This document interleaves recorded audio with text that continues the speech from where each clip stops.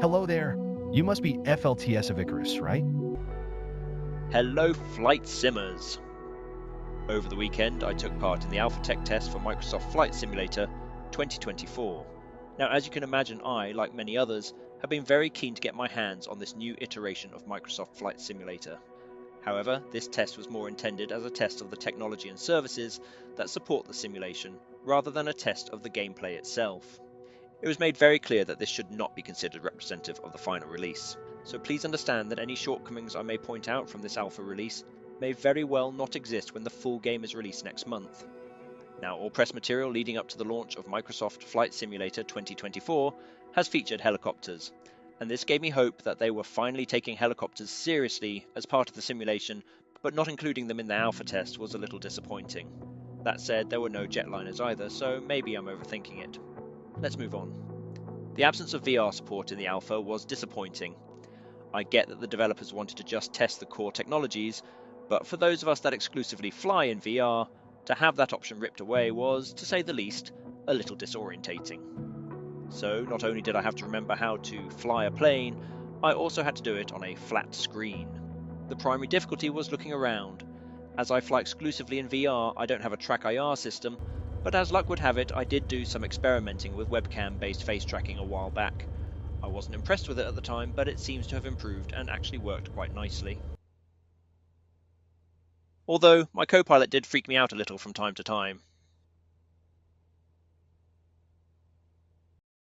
The menu system in Microsoft Flight Simulator 2024 has had a complete overhaul. I personally think it looks great.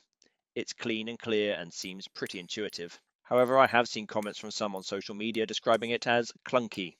But you're not going to be able to please everyone all the time. I quite like how it transitions to the world map to set up your flight, then transitions to your aircraft on the ground. The whole experience is pretty smooth, although not entirely seamless. On the ultra-high graphics setting that the installer deemed appropriate for my system, zooming in on the map did start to cause the game to crash after it had been running for an hour or so. But once I lowered the graphics a bit and waited for things to cool down, it was much smoother. City Tower ASXGS ready for straight-out departure at runway 27. ASXGS cleared for takeoff, runway 27 straight-out departure approved. Although it did occasionally get a bit weird, but this may have been due to my head tracking. One thing the flight sim community has been crying out for from MSFS for a long time is to be able to set different control layouts for different aircraft. And now we have it, and it will save a lot of headaches. However, it does mean having to set up the controls for each aircraft individually. I couldn't find a way to copy a profile and then edit it. I had to start from scratch for each aircraft. The first time I switched to a different aircraft, it took me far too long to figure out why my controls weren't responding. This was a little tedious, and occasionally I forgot things like brakes. Brakes are apparently important when landing something with wheels.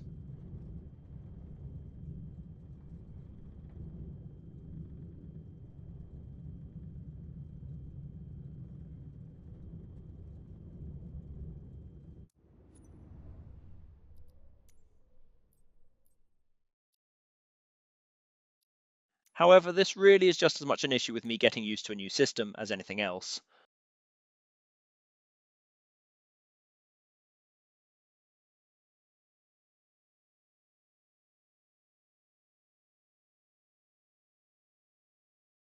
I like the separate controls, but it'd be nice to start off from a recommended template or to be able to copy an existing profile.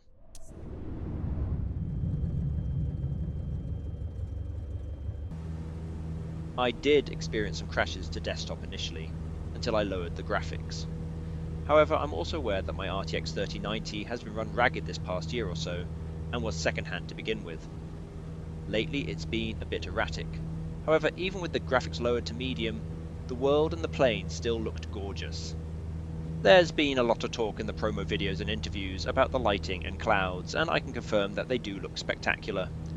But as someone who enjoys low altitude flying and exploring places in detail, I was quite interested to try going for a walk. To be honest, when I realised there were no helicopters, I thought I might try walking to Disneyland instead. But walking is quite slow, and I couldn't get the run to work. And when I got outside the airport, the buildings didn't look any better than they do in 2020.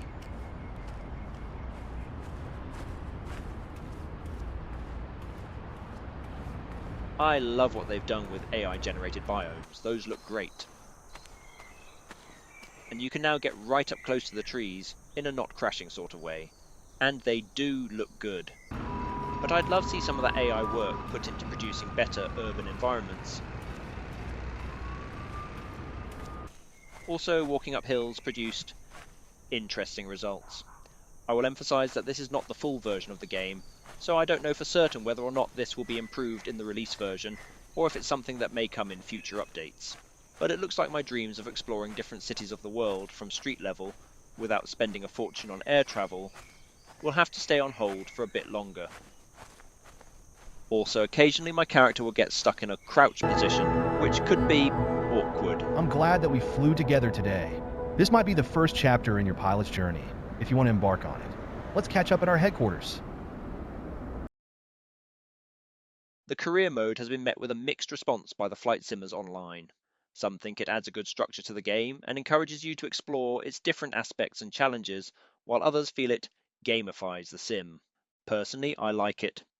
While I enjoy picking a spot on the Earth and taking to the skies to explore, I also quite like to have a specific objective occasionally, and for helicopter flying in particular, I think having missions to fly is going to add heaps of value. I'm really looking forward to performing search and rescue, firefighting and cargo transport missions, and will give us interesting alternatives to either fly from point A to point B or explore this area. However, if you're not convinced by career mode, you don't have to do it. You can still set up your own flights just as you always have done. I'll admit that once I got the controls and head tracking sorted, and had refamiliarised myself with fixed wing flying in free flight for a bit, I was quite gratified to pass my check ride on the first attempt. Even though the instructor said turn right when he meant left. You can start turning right.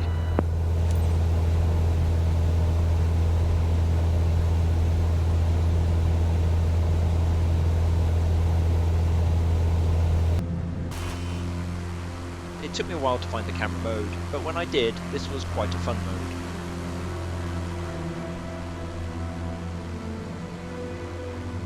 Essentially, it looks like this is the new version of the Discovery flights.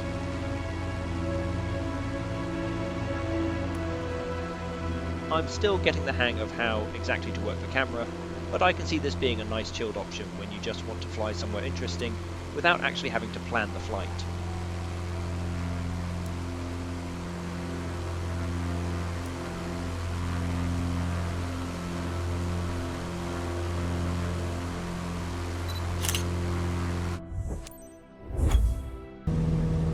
This is much as it ever was. Go where you want and fly what you want. I decided to fly the Cub down the Thames.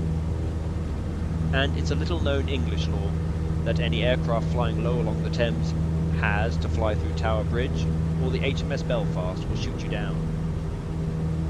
Although it appears the HMS Belfast has been replaced by a couple of yachts.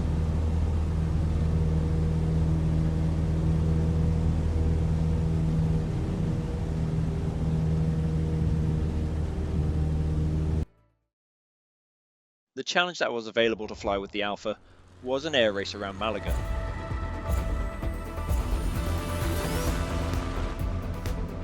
I never did the air races in 2020, so this was something new, and I found it quite fun.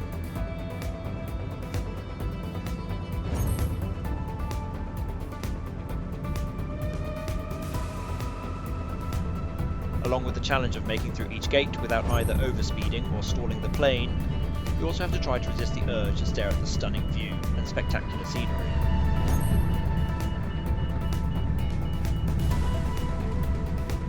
There's that gorgeous new lighting system at work again.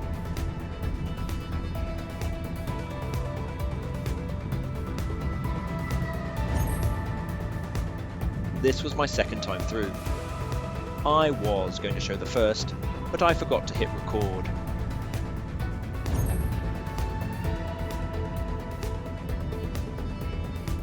No doubt many of you could do much better, but it's not too bad for someone who normally flies helicopters.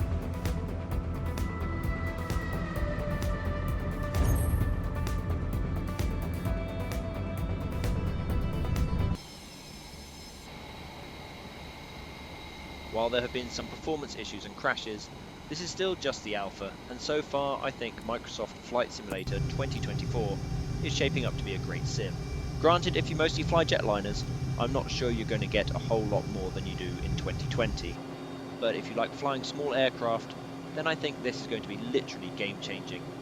And although I didn't get to try any of the helicopter content, if the promo videos are anything to go by, it's going to be a giant leap forward from what we had in 2020.